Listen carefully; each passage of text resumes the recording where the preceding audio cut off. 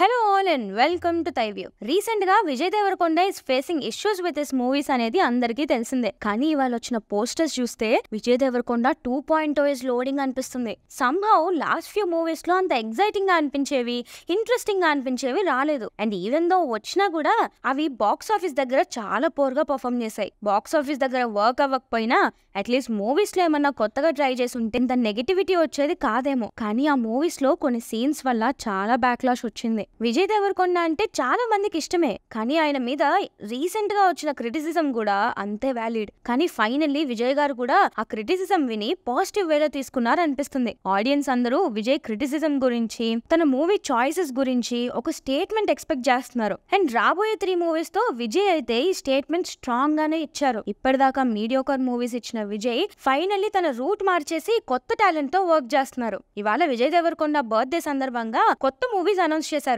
ఒకటేమో taxi wala and Shyam Singha Roy direct చేసిన Rahul సంకృత్యాన్తో movie అయితే, ఇంకోటి రాజావారు రాణి గారు అండ్ అశోకవనంలో అర్జున కళ్యాణం ఫేమ్ రవికిరణ్ కోలాతో మూవీ. కాంబినేషన్ కన్నా నాకు ఇంకా ఇంట్రెస్టింగ్ గా అనిపించేదంటే ఈ మూవీ పోస్టర్సే. Rahul Sankrityan movie FI poster చాలా ఇంట్రెస్టింగ్ గా ఉంది. చుట్టూ ఎండిపోయిన భూమి, మధ్యలో ఒక శిల, దాని మీద ఎవరో రాజులాగా ఉన్నారు. క్యాప్షన్ ఏమో the legend of the cursed land అని ఉంది. కింద టైం పీరియడ్ కూడా చెప్పేశారు, 1854 నుండి 1878 లో జరిగే స్టోరీ అని క్లియర్ ఇండికేషన్ ఇచ్చారు. సో ఈ స్టాచ్యూలో వారియర్ ఎవరు? రాయలసీమ బ్యాక్ డ్రాప్ లో మూవీ ఇదేనా? ఈ టైం పీరియడ్ లో ఏం జరిగింది? ఇలా చాలా ఇంట్రెస్టింగ్ గా ఉంది ఈ పోస్టర్. అలానే రవికిరణ్ కోలా డైరెక్షన్ లో అనౌన్స్ చేసిన మూవీ కూడా చాలా ఇంట్రెస్టింగ్ గా ఉంది. ఇప్పటిదాకా రవికిరణ్ గారు లవ్ స్టోరీస్ అని కొంచెం సాఫ్ట్ గా ఉండే మూవీసే చేశారు. కానీ ఈ పోస్టర్ చూస్తేనేమో ఫుల్ మాస్ ఉంది. రెడ్ కలర్ లో ఉన్న వేటగత్తి పెట్టడమే కాదు, క్యాప్షన్ కూడా కత్తి నేనే, నెత్తురు నాదే, యుద్ధం నాతోనే అని ఉంది. డెఫినెట్లీ వైలెంట్ గానే ఉండబోతుంది అని అర్థమవుతుంది.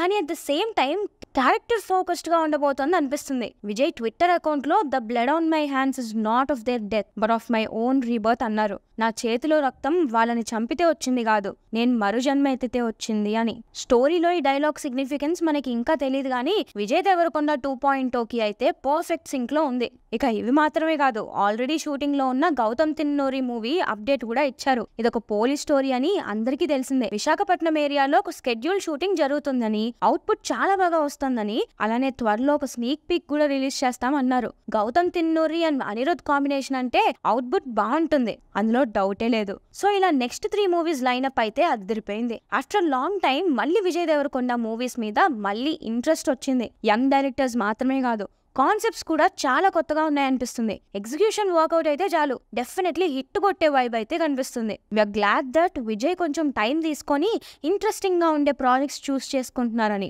బికాస్ సో ఫార్ విజయ్ గారి మీద వస్తున్న మెయిన్ కంప్లైంట్స్ అంటే తన డిక్షన్ గురించి, తన స్టోరీ సెలెక్షన్ గురించి, అలానే తన మూవీస్ లో ఉన్న ప్రాబ్లమాటిక్ సీన్స్ గురించి. ప్రస్తుతం వర్క్ చేస్తున్న 3 డైరెక్టర్స్ వల్ల ఈ ఇష్యూస్ డెఫినెట్లీ పోతాయి అనిపిస్తుంది. రాహుల్ సంకృత్యాన్ శ్యామ్ సింగరాయ్ లో నానిగాడ్ లో ఆ మేక్ ఓవర్ తీసుకొచ్చారు. సో ఆ ఎఫర్ట్ పెడతారు డెఫినెట్లీ. అలానే రవికిరణ్ కోలా చాలా sensible director and writer. So far work చేసిన 2 మూవీస్ లో కూడా ఫిమేల్ క్యారెక్టర్స్ మీద రెస్పెక్ట్ చూపించారు. సో ప్రాబ్లమాటిక్ సీన్స్ ఉండే ఛాన్సే లేదు.